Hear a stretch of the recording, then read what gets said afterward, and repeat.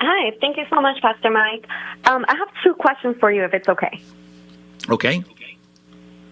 Okay, my first one is in regards to the Old Testament. This is where Moses is speaking with God.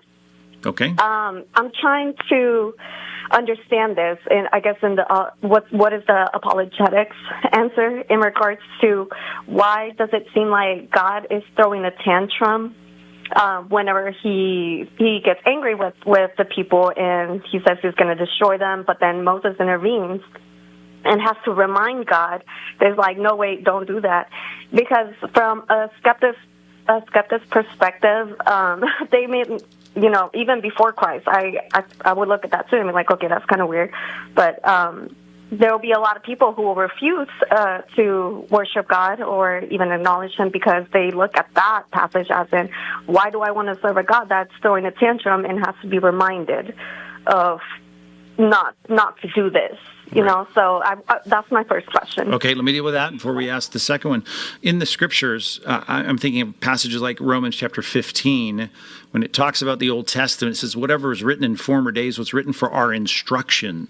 So part of what God does in what we call anthropomorphisms, that's what we call them as Bible students or teachers of the Bible, and that is that God will present Himself in a way that's much more human than He obviously is. Of course, God never changes His mind. He's omniscient. He's, endlessly patient. He's long-suffering. But here we have a passage where God is dealing with Moses in a way to instruct us all how we're supposed to deal with situations. And so I think the anthropomorphism of God sitting here having a conversation where Moses says, don't do this, he's not really asking for him to act justly. He's asking him for him to act mercifully and gracious.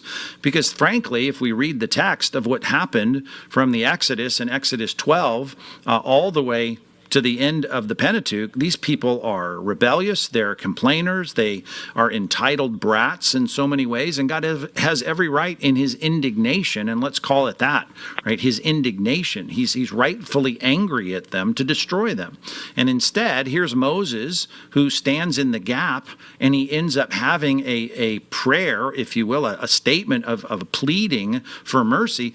Why? How's that written for our instruction? Not only for our moral instruction, that we should be open to reason, as it says in James 3, but the reality of the fact that this is the picture of Christ. And the picture of Christ is, here we are before the tribunal of God, a terrifying thing to fall into the hands of the living God. It's not a tantrum. It's exactly what they deserve. They deserved to be turned into complete, utter chaff for God's just, righteous indignation. And instead, Moses says, hey, what about your name? What about your reputation? He says whatever he says in that passage to try and stand in the gap as a mediator. Well, that's before we even have the priesthood. Think about this. We've just now started something with Aaron, Moses' brother, his older brother, to start something that is going to be set in that new place. Canaan is going to be Israel now, and it's going to be a place where there's a bunch of mediators, human mediators, that are going to stand before God in the Holy of Holies, and their whole point is God would destroy us were it not for His mercy. And so we're pleading for the mercy of God. Now, it may look like a tantrum as a bunch of people stand around who are falling far short of the glory of God, saying, I'm not going to believe this book because God throws a tantrum. Well, it's not a tantrum.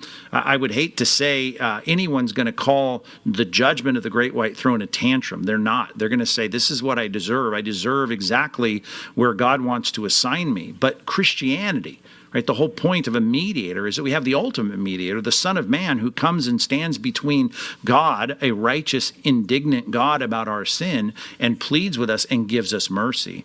So this is a passage about mercy. I'm going to look at Romans 15 and say, all that's for our instruction. What can I learn from this?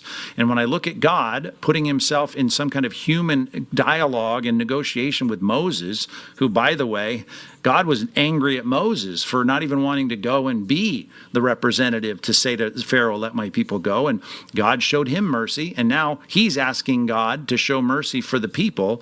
And I'm going to say that's exactly what we need. We need some mediator to stand between us and God. And that's why I'm always going to go back to the critic or the skeptic and say, what you deserve, you need to start getting real about. The more you get real about that, the more you're going to read the Bible, looking at these kinds of themes of mediation and mercy and grace and say, wow, I'm hanging my whole future on the fact that God will have his anger appeased.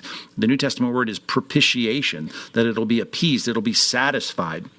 And when Christ died on the cross, the ultimate mediation, the ultimate negotiation was, don't punish these people of mine, these children of yours, God's children that you should destroy.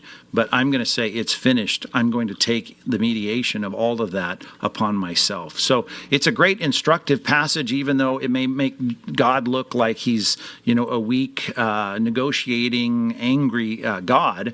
Well, he is not weak, and he's not going to negotiate with anyone, but he puts himself in that place to teach us something about the big theme of the gospel throughout the Bible. That'd be my answer to the skeptic.